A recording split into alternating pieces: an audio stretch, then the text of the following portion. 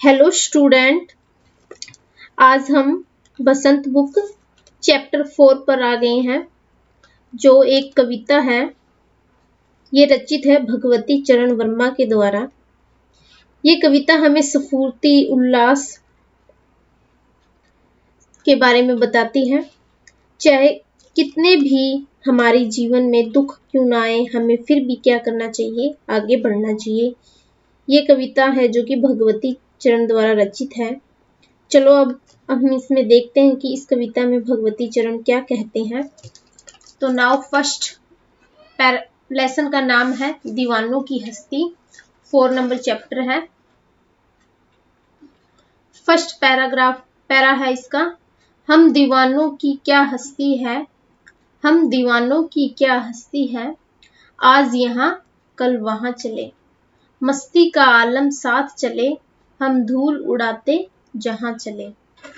यानी इसमें भगवती चरण वर्मा कवि ने बताया है कि देश पर मिटने वाले बहुत सी मस्त मौला स्वभाव के लोग हैं। वे कभी टिक कर एक स्थान पर नहीं रहते हैं, बल्कि जहां भी जाते हैं अपने जोश से वातावरण में क्या भर देते हैं, खुशियां भर देते हैं। क्या भर देते हैं? खुशियां भर देते हैं। हम दीवानों की क्या हस्ती है,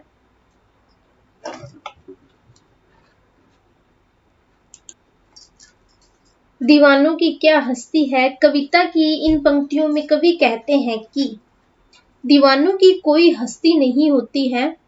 यानी जो दीवाने होते हैं, मनमस्त बंदे होते हैं, उनकी कोई हस्ती नहीं होती है। वो इस घमंड में नहीं रहते हैं कि वो बहुत बड़े आदमी हैं, और ना ही उन्हें किसी चीज की कमी का कोई मलाल होता है। कवि खुद भी एक दीवाने हैं और बस अपनी मस्ती में मस्त रहते हैं। उनकी इस मस्ती और खुशी के आगे गम टिक नहीं पाता और धूल की तरह उड़न छू हो जाते हैं। यानी उड़न छू हो जाते हैं।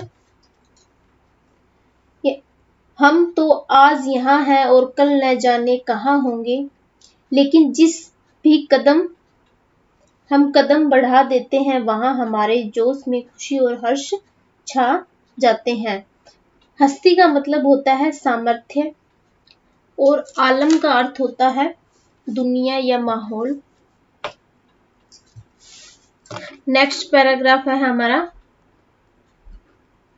आए बनकर उल्लास अभी, आंसू बनकर बह चले अभी, सब कहते ही रह गए, अरे तुम कैसे आए, कहाँ चले। आए बनकर उल्लास अभी, आंसू बनकर बह चले अभी, सब कहते ही रह गए, अरे तुम कैसे आए, कहाँ चले गए। कवि कहते हैं इन पंक्तियों में कि दीवाने मस्त मौला लोग जहां भी जाते हैं, वहां का माहौल खुशियों से भर जाता है। यानी जहां पर भी दीवाने मस्त मौला लोग जहां भी जाते हैं, वहां खुशियों का माहौल भर जाता है।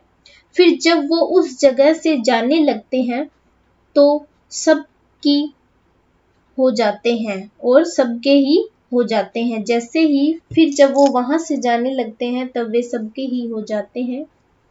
लोगों को उनके जाने का पता तक नहीं चलता, वो तो मन ही मन अफसोस करते रह जाते हैं। उन्हें मालूम ही नहीं होता कभी कब आए और कब चले गए। जिस तरह से हमारी आंख में आंसू कब आए और कब चले गए हमें पता ही नहीं चलता, उसी तरह से हमारे घर में जब कोई मेहमान आ जाए या सगे संबंधी कोई भी आ जाए घर में, तब हमें उल्लास हो जाता है, और जब वे अचानक चले जाते हैं तो उन्हीं खुशियों चले जाते हैं तो उनकी खुशियां आंसुओं में बदल जाती है। उस समय सभी यही कह उठते हैं कि अभी तो तुम आए हो, अभी तो तुम आए थे और अभी ही जा रहे हो। ऐसा इसलिए होता था, ऐसा इसलिए होता था कि क्योंकि स्वतंत्र सेनानियों को अंग्रेज सरकार कभी भी गिरफ्तार करने को न चूकती थी। यानी इस प्रकार कह रहे हैं कि एक जगह टिक कर रहना उनका स्वभाव नहीं था। उन्हें घूमते फिरता रहना अच्छा लगता था, इसीलिए वे अक्सर अलग अलग जगह जाते थे। यानी वे एक जगह न रहकर अलग अलग जगह जाते थे। थर्ड पैरा है, किस ओर चले यह मत पूछो, चलना है बस इसीलिए चले, जग से उसका कुछ लिए चले, जग को अपना कुछ दिए चले। किस ओर चले यह मत पूछो, चलना है बस इसीलिए चले, जग से उसका कुछ लिए चले, जग को अपना कुछ दिए चले। यानी हमारी मंजिल हमें बस चलते रहना चाहिए, अर्थात हमारी मंजिल नहीं है फिर भी हमें चलते रहना चाहिए। कवि इसमें कहते हैं कि दीवानों की हस्ती कविता में आगे कवि कहते हैं कि मुझसे मत पूछो मैं कहाँ जा रहा हूँ। कवि कहते हैं कि मुझसे मत पूछो कि मैं कहाँ जा रहा हूँ, किस ओर जा रहा हूँ, क्या मेरी मंजिल है, मुझसे मत पूछो, मुझे तो बस चलते रहना है, मुझे तो बस चलते रहना है, इसीलिए मैं चले जा रहा हूँ, इसीलिए मैं चले जा रहा हूँ। मैंने इस दुनिया तक ज्ञान प्राप्त किया, यानी मैंने इस दुनिया यानी इस संसार से, इन लोगों से मैंने ज्ञान प्राप्त किया है। अब मैं उस ज्ञान को बाकी लोगों के साथ बांटना चाहता हूँ। यानी अब मैं उस ज्ञान को बाकी लोगों के साथ क्या करना चाहता हूँ, बांटना चाहता हूँ, यानी उन्हें देना चाहता हूँ। इसीलिए मुझे निरंतर चलते रहना होगा। कवि कहते हैं कि इसीलिए मुझे निरंतर चलते रहना होगा और आगे की ओर बढ़ना होगा। वे इस संसार को, लोगों को कुछ अपनी यादें देकर, अपनी भावनाएं लेकर आगे की ओर बढ़ना चाहते हैं।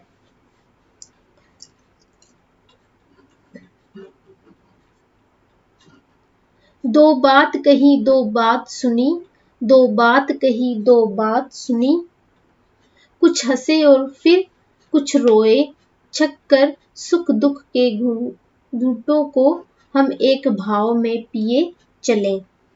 इसमें कवि कहते हैं कि वीर जन संसार के लोगों से मिलते हैं तो कुछ अपनी कहते हैं और कुछ दूसरों की सुनकर हंसकर रो लेते हैं। यानी कवि कहते हैं कि कुछ दूसरों की सुनते हैं हम और हंसकर रो लेते हैं, साथ ही जी भरकर सुख दुख के अनुभवों को सहते हैं। यानी साथ ही हम दुख सुख के अनुभवों को भी सहते हैं, लेकिन चाहे उनके सामने सुख हो या दुख,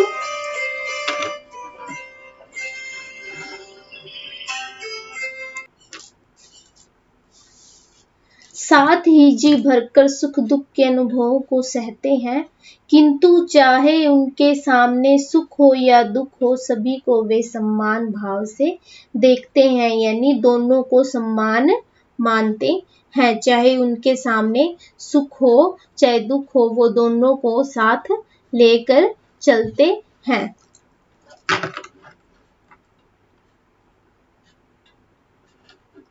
हम भिखमंगों की दुनिया में स्वच्छंद लुटाकर प्यार चले, हम एक निशानी सी उर पर ले असफलता का भार चले। हम भिखमंगों की दुनिया में स्वच्छंद लुटाकर प्यार चले, हम इस एक निशानी सी उर पर ले असफलता का भार चले। कवि यहाँ कहते हैं कि चाहे लोग वीरों को कुछ न दे पाए, लेकिन वे समाज के सभी लोगों के लिए क्या करते हैं, मंगल कामना करते हैं, उनके लिए सब कुछ लुटाने में संकोच नहीं करते हैं। यानी कवि ने इस संसार को भिखमंगा कहा है, क्योंकि संसार का यह स्वभाव है कि वे हमेशा दूसरों से कुछ न कुछ प्राप्त करना चाहते हैं। यानी लोग हैं जो कि दूसरों से हमेशा कुछ न कुछ प्राप्त करना चाहते हैं, किसी को भी कुछ देना या उनके स्वभाव में नहीं है, यानी दूसरे लोगों को कुछ देना उनके स्वभाव में नहीं है। लेकिन बलिदानी वीर सभी को समान रूप से अपना प्रेम लुटाते हैं। उनके हृदय पर एक ही असफलता की निशानी है कि अत्यधिक प्रयत्न करने के बावजूद भी वे स्वाधीनता प्राप्त न कर सकते हैं। लास्ट है, अब अपना और पराया क्या आबाद रहे रुकने वाले, हम स्वयं बंधे थे और स्वयं हम अपने बंधन तोड़ चले। अब अपना और पराया क्या है? कवि कहता है कि बलिदानी वीर किसी के भी साथ कभी भी किसी भी प्रकार का भेदभाव नहीं करते हैं, चाहे वे किसी भी समुदाय का हो, किसी संप्रदाय या धर्म के नाम से हो। उनके मन में किसी के लिए भी कोई भी भेदभाव नहीं होता है। वे तो यही चाहते हैं कि उनके बाद भी इस देश के रहने वाले सभी निवासी आबाद व प्रसन्न रहे। उनकी इच्छा हमेशा यही रहती है कि हमने अपने लिए ये बंधन स्वयं बनाए थे और सब हम इन बंधनों को तोड़कर प्रस्थान कर रहे हैं, जिससे अन्यत्र रहने वालों को मस्ती और खुशियों का संदेश देते हुए उनके जीवन को खुशियों से भर दे। भिखमंगे यानी भीख मांगने वाले स्वच्छंद होते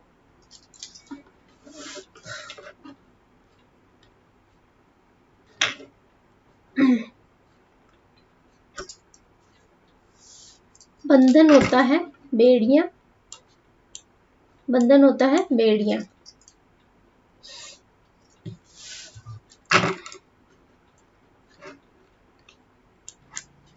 इस कविता में हमने यह पढ़ा कि कवि ने अपने आने को उल्लास कैसे कहा, लोगों को खुशियों का संदेश देता है, यानी जिससे लोगों को अपने दुख भूलने का अवसर मिल सके। कवि यह कहता है कि आंसू बनकर बह जाना इसलिए कहता है क्योंकि जीवन में खुशी है जो कि चिरकाल तक नहीं रहती है। कभी खुशी दुख ये दोनों हमेशा साथ चलते रहते हैं। Thank you. नेक्स्ट वीडियो में मिलते हैं।